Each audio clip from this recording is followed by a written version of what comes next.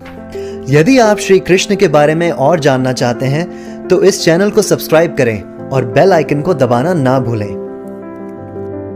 देखिए, हर ज्ञान लेने के लिए वो ज्ञान एक तरीका बताता है।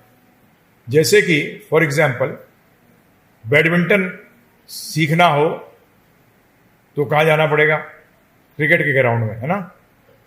कि किसके बैडमिंटन जहाँ खेला जाता है वहां जाया जाएगा। कैरम सीखने के लिए आप कहाँ जाओगे? हैं जी, स्विमिंग पूल में? नहीं।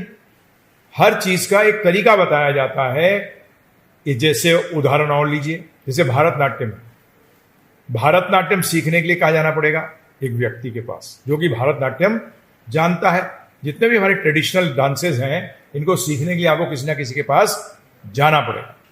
इसी तरीके से शास्त्रों को भी जानने के लिए, जैसे फिजिक्स जाननी हो आपको तो फिजिक्स के प्रोफेसर के पास जाओगे। किताबें तो हैं, फिर स्कूल क्यों जाते हो, कॉलेज क्यों जाते हो? बताइए आप मुझे। उसका उन किताबों को समझने के लिए जाते हो। वो टीचर आपको कोई नई चीज नहीं देता, ये ध्यान रखिएगा। वो टीचर आपको क्या करता है? उन्हीं किताबों को समझाता है ना जी, कि नई चीज दे देता है? नहीं, उन्हीं किताबों को समझाता है।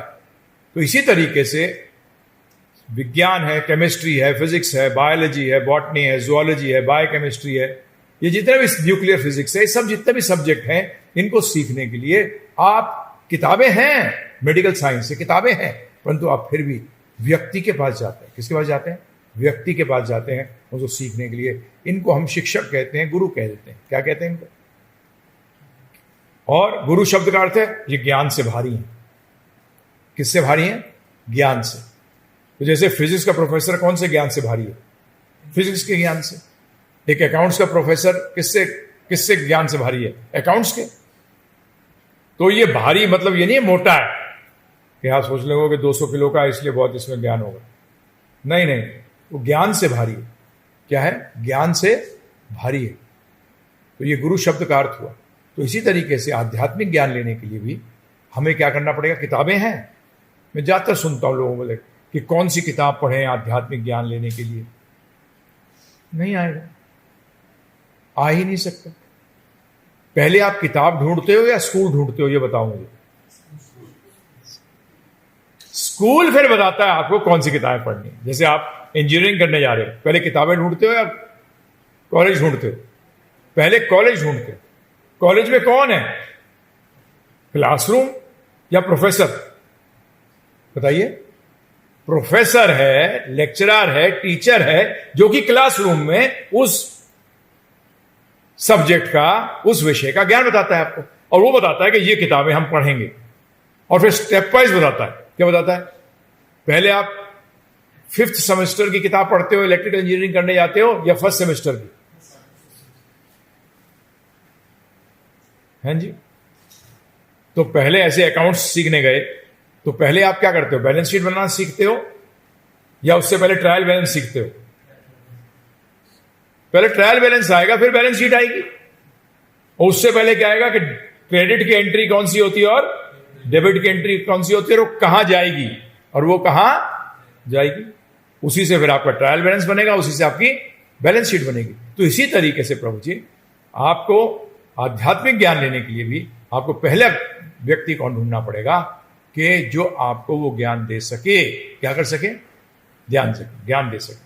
तो इसके लिए हाँ, कई बार होता है, ये पिछले जन्मों का कर्मों के हिसाब से होता है कि आपको कई जगह भटकना पड़ता है। कई बार जैसे आप कई बच्चों के साथ भी होता है, कॉलेज के प्रोस्पेक्टस लेते हैं, नहीं लेते प्रभु जी? कॉलेज के प्रोस्पेक्टस लेते हैं, उसको स्टडी करते हैं, कहाँ बेस्ट कॉलेज कौन सा है। ठीक है ना जी? तो आप ये चेक करते हो। तो इसी तरीके से अध्यात्म के बारे में भी ये ध्यान रखिएगा कि बेसिक नॉलेज तो आपको लेनी पड़ेगी, जाननी पड़ेगी। क्योंकि आप फिजिक्स के बारे में अगर कुछ नहीं जानते तो बेसिकली आपको बेवकूफ बना सकता है आदमी। क्या कह सकता है? केमिस्ट्री पढ़ाए और बोले फिजिक्स है। क्या है कि जी मैं फिजिक्स पढ़ने आया हूं, उसे आती है केमिस्ट्री। वो सोचता है यार ये चला जाएगा, मेरी ट्यूशन की फीस चली जाएगी। बोलता आया तुझे मैं फिजिक्स सिखाता हूं। क्या सिखाता हूं? फिजिक्स सिखाता हूं। क्या सिखाता हूं? फिजिक्स सिखाता हूं। तो प्रभु जी ऐसे कैसे पता लगेगा कि ये फिजिक्स का प्रोफेसर? तो उसका मतलब ये है कि ये ज्ञान भी आपको होना पड़ेगा। बेसिक ज्ञान तो आपको जानना पड़ेगा। तो इसलिए मनुष्यों को कहा गया है कि उसको क्या लेना चाहिए, आध्यात्मिक ज्ञान लेना चाहिए। तो आप बोलोगे प्रभु जी अभी तो आप बोल रहे हो कि आध्यात्मिक ज्ञान का कुछ पता होना चाहिए, तो मुझे तभी तो मैं गुरु को ढूंढ पाऊंगा। तो ये माता पिता का काम था। क्या था? माता पिता का। और जो गांव में बुजुर्ग हुआ करते थे पहले, आज तो बुजुर्ग नाम की चीज ही नहीं है, क्योंकि बुजुर्गों का काम था वो बताना कि बेसिकली आध्यात्मिक ज्ञान का बेसिक्स क्या होता है, क्योंकि उन्होंने अपने बुजुर्गों से सीखा है, क्योंकि उन्होंने गुरु से सीखा है। उन्होंने किससे सीखा है? गुरु से सीखा है। तो ये गुरु, कई बार लोग कहते हैं गुरु होना जरूरी है।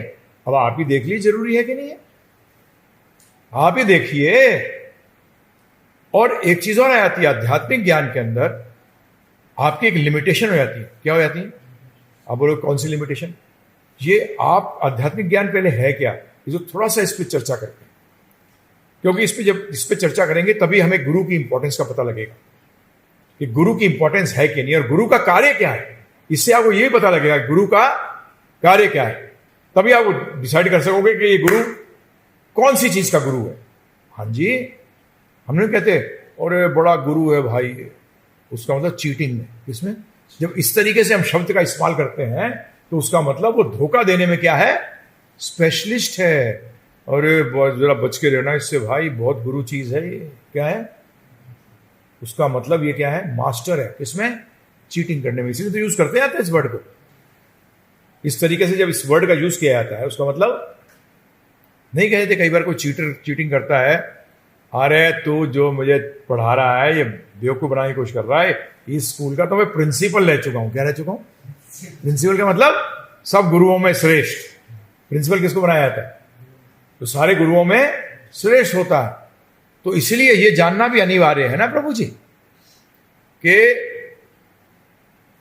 गुरु को करना क्या चाहिए, और आप, वो डिपेंड करेगा आपको इंक्वायरी क्या करनी चाहिए, आपको जानना क्या चाहिए।